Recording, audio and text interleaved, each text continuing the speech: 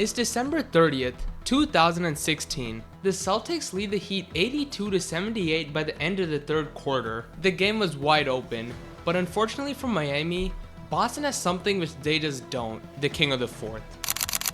Over the next 12 minutes, Isaiah Thomas torched the Heat to the tune of 29 fourth quarter points, a record that still stands a decade later. And with 37.2 seconds left, he connects on a 30-foot dagger to cap off a historic night. But what you saw wasn't an anomaly. In 2017, Isaiah Thomas was, well, a clutch demon. Thomas on the drive, pull-up jumper, it's good! Isaiah Thomas gives the Celtics the lead with 2.4 remaining. In 2017, Isaiah Thomas was tearing the league apart, but his journey to stardom should have never happened. Just 6 years earlier in the 2011 draft, Isaiah Thomas was taken 60th overall, the final pick. At just 5'9", making the league was already an unbelievable feat, but he wanted more. By his third year, he was already averaging 20 points and 6 assists, but in traditional Kings fashion, they let him go. He was shipped off to Phoenix in a sign-in trade in the 2014 offseason, but they quickly found out a backcourt featuring Goran Dragic, Eric Bledsoe, and Isaiah Thomas was too crowded. Once again, Isaiah was the odd man out, and by the trade deadline, he was on his way to Boston, a move which would reshape the course of the city. In his first full season with the Celtics, Isaiah suited up for all 82 games and averaged 22 and 6, making his first All-Star game, becoming the only 60th pick in NBA history to do so. In the postseason, they got bounced by the Hawks in the first round, but after missing the playoffs just a year prior, Boston looked like a team on the rise.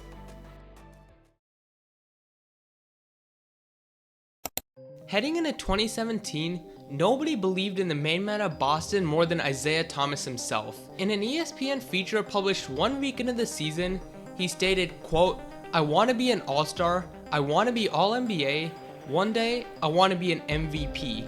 That's not just me talking, that's goals I have." I mean, what was he even talking about? All-NBA? Is he even top 7 in his own position? Fans across the league were skeptical that a 5'9" guard could rival the league's elite.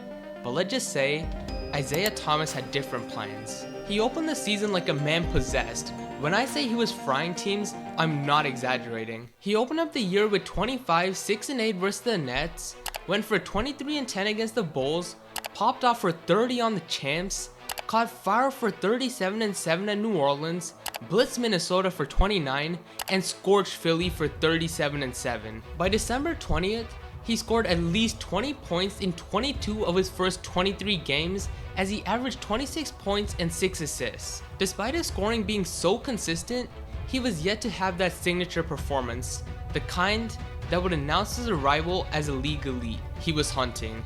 And unfortunately for Memphis, Grizzlies were in season. Quiet here in the FedEx Forum. Isaiah, shoot. Isaiah gets it right back. Pull-up jumper. Isaiah off to the races, finishes. Bradley, little crossover move. For your teammate. Isaiah, little heat check, hits another. Plus 13 and second chance points there for Memphis. Isaiah Jump, that ball nicked the rim and goes straight down, right into Martin's goal. Isaiah got it. Whoa! Lennox. Isaiah got it. Horford. Lennox slow to get up at the other end. Isaiah pull up, got it. Yeah, you only had 8 points in the first half, but then come back 29 in the second half, and then another 7 in overtime. What got into you that second half? I'm a killer. Thomas showcased why he was among the league's best as he erupted for 36 points in the second half in overtime to give himself 44 on the night and seal the comeback victory over Memphis. This dude is insanely clutch, and he would prove it again just a few nights later on December 30th, this time in the TD Garden. Through 3 quarters, Isaiah was having a good night with 23 points as the Celtics held a narrow 82-78 lead, leaving the door open for Miami to steal it. Unfortunately for the Heat though, they are about to fall victim to the birth of a legend, the king of the fourth.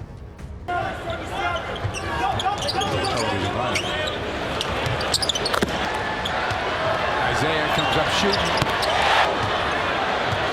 Isaiah comes back, kicks it to the corner. They find guess who open. Isaiah, 7 on the clock. Yeah! Crowder, Isaiah to the basket. Isaiah takes it in for 2. Checks the clock, gets it to Isaiah. Deep 3. Oh! Thomas finished the game with 52 points, his second career high in just 10 days, as he dropped a record 29 points in the fourth quarter alone, propelling Boston to a 3-point victory. This one gave the Celtics all the momentum they needed heading into the new year, as they would go 17-5 over their next 22 games, as IT went berserk. He gave the Jazz 29-15, dropped 38 on the Pelicans, Wizards, and Rockets, scored 39 on the Knicks, blazed Portland for 41-6, and torched Milwaukee for 37-8 in an overtime victory. Isaiah was carving up teams in January, but he saved his best performance for last. On January 30th, Detroit became his next victim. Been great on the defensive end by Georgia Bulldog with a big night in Boston. Thomas triple. 11:85, 74 with 9.5 left. Here comes Isaiah Thomas. Horford back in there. Here comes Isaiah Thomas. When it matters most. This is a 3. Thomas. The screen, the drive. In a clutch display only he could top, he erupted for 24 points in the fourth quarter to seal a 4-point win for Boston, giving himself 41 on the night. In January as a whole, Isaiah cemented himself as one of the elites, averaging 33-7 through 14 games en route to winning the Eastern Conference Player of the Month. And if there was any doubt surrounding his ability in the clutch, he was averaging damn near 13 in the fourth quarter alone on insane efficiency. I mean, just ask Washington and Charlotte, who he lit up for 20 and 17 in the final frame, or maybe Atlanta, where he dropped 13 in the fourth quarter, including the game winner. Thomas on the drive, pull-up jumper, it's good! Isaiah Thomas! What IT was doing is completely unprecedented. At just 5'9", he shouldn't even be in the league, yet his explosive first step was borderline unguardable, and he knew how to control his body through stop and start movements, making him difficult to stay in front of. But what separated him from the rest was his mentality. Despite being the smallest on the court, he went right at bigger defenders and drew contact consistently. In February, Isaiah picked up right where he left off, as he handed the third-seeded Raptors 44-7, including 19 in the fourth quarter. Just 2 days later, he demolished the Lakers with 38 points, this time with 17 coming in the final frame. It was no longer a secret. Isaiah Thomas was a premier player in the league, and he was rewarded with his second consecutive All-Star appearance, an unbelievable accomplishment. But don't let that smile fool you, he was after much more. After returning from the All-Star break, Isaiah and the Celtics had their eyes set on that first seed of the Eastern Conference, and then immediately that goal began slipping away. Boston opened up the second half of the season with a double-digit loss to Toronto and proceeded to drop 5 of its next 9 games. By March 10th, the Celtics slipped to 3rd in the conference and trailed Cleveland by 4 losses, a gap which seemed quite unlikely to overcome in just 20 games. But right when the first seed looked out of reach, Boston caught lightning in a bottle, pulling off 7 victories in just 8 games, and then it happened. On March 27th, the Spurs blew out the Cavaliers, giving Boston the first seed in the East. Just 2 nights later though, a Celtics loss handed the lead right back to Cleveland. Over the last 8 games of the year, the leader of the conference changed hands between the two teams every few nights. Somebody needed to step up and end the race for good, and it just so happened to be Isaiah Thomas. In the 81st game of the season, IT gave the Nets 27 points, as Boston won by 9 to pull ahead 1 game of Cleveland, and that pretty much sealed it. The Celtics won their final game of the regular season to put their win total at 53, giving them the top seed in the East. Just 2 seasons ago, Isaiah Thomas was a 3rd-string point guard, and now he led his team to the first seed. He finished the season 5th in MVP voting, the only player under 6 feet to ever accomplish that feat, as he averaged 28.9 points per game. Good for 3rd in the league. And that's not even the most impressive part. IT poured in a historic 684 points in the 4th quarter alone, the 2nd highest total since tracking began in 1997. With the playoffs just around the corner, Isaiah would have a chance to showcase what he was all about. A day before the Celtics were set to play the Bulls in the TD Garden, Isaiah received some devastating news. His sister, China Thomas, tragically passed away in a car crash at just 22 years old. I'm not going to go into great detail into this because it's truly a tragic event, but there's no denying that it took a toll on Isaiah. Nobody would have blamed him for taking time off to grieve, but instead, he made a brave choice to suit up for Game 1, where he showed the world what he was made of.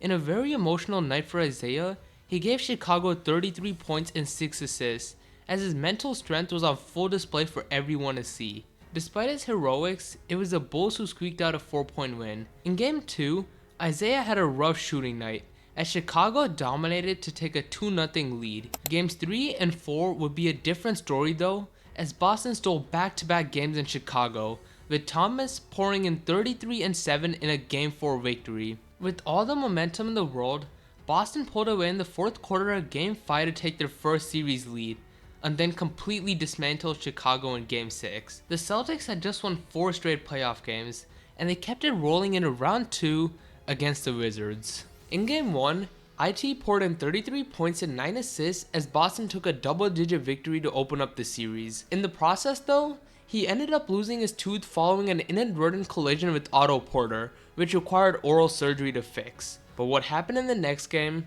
was straight out of a storybook. At TD Garden, where tonight the Celtics try and go up 2-0 in the Eastern Conference semifinals. Basketball was something that can always take me to a place where nothing else could. The team remains amazed at his ability to continue to play at this level when he has so much tragedy to deal with in his life. To make it even more poignant today would have been China Thomas's 23rd birthday. Sunday. Thomas fires for 3. He's got it. Had its way with that. Thomas takes it all the way. Horford, the lead feed. Thomas, the Euro step. Territory. Final seconds of the half. Thomas, the pull-up jump. Thomas. It's a 3. 99-96 Wizards. Thomas high screen from Smart. Wall got picked. Thomas to the hoop. It's good and a foul. Takes it at Porter. Thomas. He's got it. Pivotal minutes. Thomas. He's got it. Needs to go. Washington up by 1. Isaiah Thomas. He's not human. Thomas gets a step on Wall. Morris there to greet him. Thomas with the flip. Crowder the screen. Isaiah Thomas to the hole. Isaiah Thomas is a machine. They switch. Thomas crosses. Foul called and 1. Isaiah Thomas has cracked 50. Isaiah, where is this coming from, man? Where is this coming from? It's my sister. It's her birthday today. Happy birthday. She would have been 23 today, so everything I do is for her, and she's watching over me, so that's all her. Isaiah's performance won hearts all over the NBA, as he demonstrated his fearlessness and unshakable will. He gave Washington 53 points, including 29 in the 4th quarter and overtime alone. Back in Washington, the Wizards bounced back with 2 blowouts of their own to knot up the series before the Celtics responded with the lopsided win. Just 1 win away from the conference finals, Boston had Game 6 in the bag, but a late comeback capped off by a John Wall game-winning triple sent the series to 7. In Game 7, Isaiah showed up with 29 points and 12 assists as the Celtics punched their ticket to the conference finals, where they would be playing an absolute juggernaut. For nearly 2 months, Isaiah had been playing through an increasingly serious hip injury. On March 15th, in a matchup against the Timberwolves, he got to the basket for a layup, but Karl Anthony Towns lost his balance and crashed directly onto his back. According to Thomas, the Celtics medical staff initially described the injury to him as a right knee bone bruise, which made him feel safe to continue playing through it, but he was also dealing with a right femoral acetabular impingement and a labral tear, damage involving his hip, which had already had an underlying structural abnormality. Isaiah expressed his frustration with the organization for not explaining to him the full consequences of continuing to play, and understandably so, as he pushed through an injury that progressively worsened over the next 2 months. And then it got worse. Thomas re-aggravated his injury in Game 6 against the Wizards and went through several medical evaluations before being cleared for Game 7. He fought through the pain in Game 1, finishing with 17 points and 10 assists, but in Game 2, his body finally gave out. Isaiah re-aggravated his hip injury once again, but this time, he was shut down for the second half and the remainder of the season. Without their leader, Boston lost in just 5 games, and Thomas would be shipped out of Cleveland in the following offseason, where he was never the same, leaving us with just one question: what if? What if Isaiah Thomas didn't go down against the Timberwolves? What if he didn't re-aggravate his injury against Washington? The truth is, we'll never know.